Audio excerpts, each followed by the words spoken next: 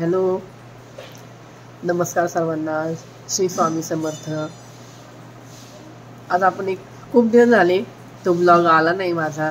मी मध्ये नवीन नवीन टाकत होते कशा प्रकारची माणसं असतात, आपण कसं वागायचं, कसं बोलायचं, त्यांच्याशी कसं डील करायचं. तर आज परत आपण ती सिरीज चालू करूया. कसं आहे, हे आपल्याला एक आयुष्य एकदाच मिळतं. ते कसं जगायचं ते आपलं आपण ठरवायचं. इतरांकडे बघत बघत जगायचं का स्वतःचा एक साचा ठरवायचा की मला ह्याच पद्धतीने जीवनाचा आनंद घ्यायचा आहे. त्यामुळं आपल्या रोजच्या धकाधकीच्या आयुष्यामध्ये रोज काहीतरी चांगले घडत असतं, वाईटही घडत असतं.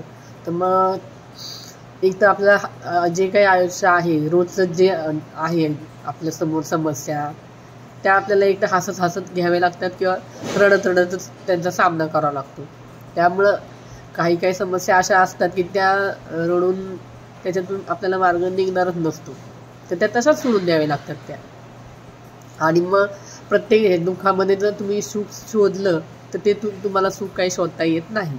म्हणजे थोडक्यात काय, तर कोणत्याही गोष्टीचं टेन्शन घेऊन बसला तर तुम्हाला जगण्याचा आनंद घेता येणार नाही आणि तुम्ही हसणं विसरून जाताल. त्यामुळे प्रत्येक गोष्टीमध्ये छोटासा आनंद जर तुम्ही घेत राहिला तर तुमच्या चेहऱ्यावर नक्की एक छोटीशी स्माईल नक्की येणार. म्हणून आलेल्या प्रत्येक क्षणाचा छान आनंद उपभोग घेता आला पाहिजे. आता राहिला प्रश्न, आपण इतरांशी कसं वागायचं. ते आपल्या हातामध्ये नसतं, कारण की समोरचा आपल्याला कसा रिस्पॉन्स करणार आहे ते आपल्याला माहीत नसतं. त्यामुळं समोरच्या बरोबर कसं वागायचं हे आपलं आपण ठरवायचं. तो आपल्याशी कसा रिॲक्ट करतो त्याच्यानुसार.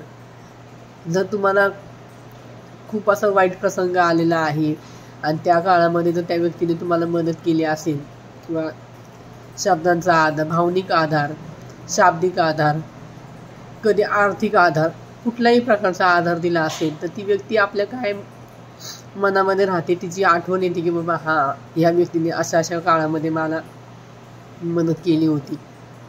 किंवा मग काही लोक असतात की आपल्यावर असं काही वाईट प्रसंग आला की ते काहीतरी कारण देऊन तिथून पळवाटा शोधतात. ती पण लोक आपल्या लक्षात राहतात की बाबा कसा वागला होता आपल्याबरोबर. मग आपल्याला काही लोक असे असतात की आपलं वाईट वेळ बघून त्यांना फार आनंद होतो. तर ती तुमच्या आज आपल्यावर वेळ आलेली आहे तर उद्या त्यांच्यावरही ती वेळ येणार आहे. त्यामुळे जसं भगवंत म्हणतात, कर्म कोणाला चुकत नाही आणि देव कर्मावरच आपला विश्वास ठेवा.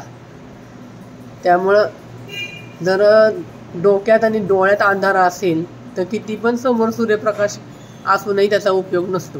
कारण की समोर काय आहे ते बघण्याची ताकद तुमच्यामध्ये नाही आहे, तर तुम्ही तुमची स्वतःची वेळ कशी बदलणार. त्यामुळे स्वतःची वेळ जर बदलायची असेल तर तुमचे डोळे उघडे ठेवून समोर काय चालले, कोण कोण आपल्याशी कसं वागते, त्याच्यानुसार तुम्ही त्या माणसाशी आपलं वर्तन ठेवलं तर तुम्हाला त्याप्रमाणे रिस्पेक्ट मिळेल. तुम्ही तुमचा मान राखून ठेवाल. आणि इथं काय, आता आजकाल सगळे म्हणतात कलियुग आहे, कलियुग आहे. त्यामुळे इथं लोक कशी फक्त जेव्हा त्यांचं काही काम असेल किंवा एखाद्या कामामध्ये जर आपल्याला फायदा होणार असेल तरच ते आपल्याशी गोड बोलतात. तर तेही आपल्याला कळलं पाहिजे की बाबा हे कसं काय, म्हणजे इतके दिवस आला नाही आहे तर आता कसं काय ह्याला वेळ पडली आपल्याकडे यायची, ते समजून जातो आपण की बाबा. कारण की जेव्हा माझ्या वेळ होती, माझी वाईट वेळ, तेव्हा हाच तो व्यक्ती होता जो काहीतरी कारण सांगून पळवाटा शोधून मला मदत केली नाही.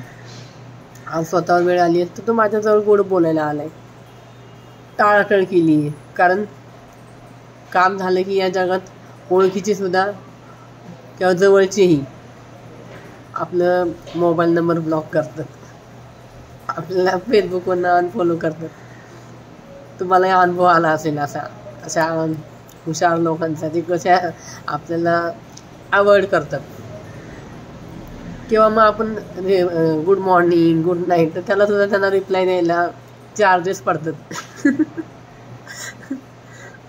त्यामुळं ही लोक काय सांगतात, मला खूप काम आहे, मला खूप काम आहे. त्यांना काम नसतं, त्यांना आपल्याला अवॉइड करायचं असतं, त्याच्यामध्ये आपल्याशी तसं वागत असतात. तर ठीक आहे, काळानुसार आपली परिस्थिती बदललेली असते. आपल्यालाही परिस्थितीने माणसं कशी ओळखायची हे पण शिकवलेलं असतं. त्यामुळं सगळे सारखे नसतात. जसं म्हणतात की हाताची 5ही बोटं सारखी नसतात, तशीच माणसंही आपल्याला आपल्या आयुष्यामध्ये येत असतात, अशी छोटी मोठी, आपल्या मागं खंबीरपणे उभे राहणारी, आपल्या मागं काड्या करणारी. तर लोकांमध्ये ना माणूसही शिल्लक राहिलेली नाही. काय म्हणायचं असेल की आपण प्रत्येकाच्या वागायचं असेल तर जशाच तसे वागायचं, किंवा हा आपल्याशी असं वागलं तर आपण चांगलं वागूया, तरी काही फरक पडत नाही. कारण की लोक फक्त आणि फक्त आपला फायदा घेण्यासाठीच असतात. त्यामुळं आपण काय, आपला मूळ स्वभाव तर आहे प्रत्येकाशी हसून खेळून राहायचं. काय प्रसंग पडला तर त्याने योग्य सल्ला द्यायचा, हे आपण एवढं करू शकतो. आणि जे काय आपले सुखदुःख आहे ते आपण वाटून घेण्याचा प्रयत्न करू शकतो. याच्यापेक्षा आपण काय करू शकतो की त्यांना समाधान. कारण की आपण प्रत्येक वेळेस प्रत्येकाचंच प्रश्नांचं उत्तर आपण असू शकत नाही ना. ज्या त्या वेळेसला प्रत्येकजण आपल्याशी कसा वागला आहे त्याच्यानुसार आपण ठरवणार आणि त्याच्यानुसारच आपण त्यांना मदत करणार आहोत. त्यामुळं सर्वांची नीट वागण्याचा प्रयत्न करतो. त्याच्या वाट्याला नेहमी आणि नेहमी दुःखच येतं, आणि दुःख संघर्ष हे त्याची कधी पाठ सोडतच नाहीत. का तर त्याला असं वाटत असतं की बाबा माझ्यासारखेच सगळेजण आहेत, मी जसं आहे तसंच माझ्यासारखं सगळ्यांचं चांगलं व्हावं, म्हणून तो धडपडत असतो. तो एकटाच धडपडत असतो आणि त्याच्यामुळे त्यांना अशा कठीण प्रसंगांचा अनुभव येत असतो. या अनुभवातून आपण शिकायचे, ज्याच्यामुळं भविष्यामध्ये आपल्याला जे आत्ता संघर्ष करावा लागला तो करावा लागणार नाही. तर या कलियुगामध्ये जर आपण म्हणलं की बाबा हा माझा जवळचा, तो माझा जवळचा, तर लोक फक्त जेव्हा तुमच्याकडे पैसा असेल तेव्हाच तुम्हाला आपलं मानतात. काही तुम्ही म्हणा की बाबा खोटं आहे काय, पण हे नक्की खरं आहे की जेव्हा तुमच्याकडे पैसा असतो तेव्हा भले भले तुमच्या जवळ येतात आणि तुमच्या बरोबरीने बसण्याचा प्रयत्न पण करतात. त्यामुळं आपल्या ज्याची चलती उसकी गाडी निकलती. ज्याच्याकडे पैसा असतो तिथंच लोक त्याच्या पुढं हाजी करत असतात. तर नशीब असतं कोणाकडे कधी पैसा येईल आपण हा सांगू शकत नाही.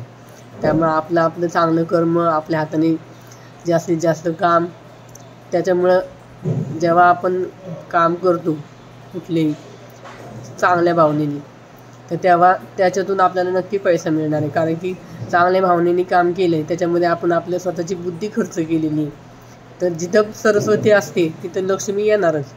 त्यामुळं असं म्हणतात ना, लक्ष्मी आणि सरस्वती पाणी भरतात, तर त्या भरतात ना, पण त्यासाठी तुम्हाला थोडासा वेळ जाऊ द्यावा लागतो. वाळूचे कण रगडतात तेलही गळे. तर आहे ना, काहीतरी केल्याशिवाय चांगलं निर्माण होणारच नाही. त्याच्यामुळे माणसाने नेहमी प्रयत्नशील राहायला पाहिजे.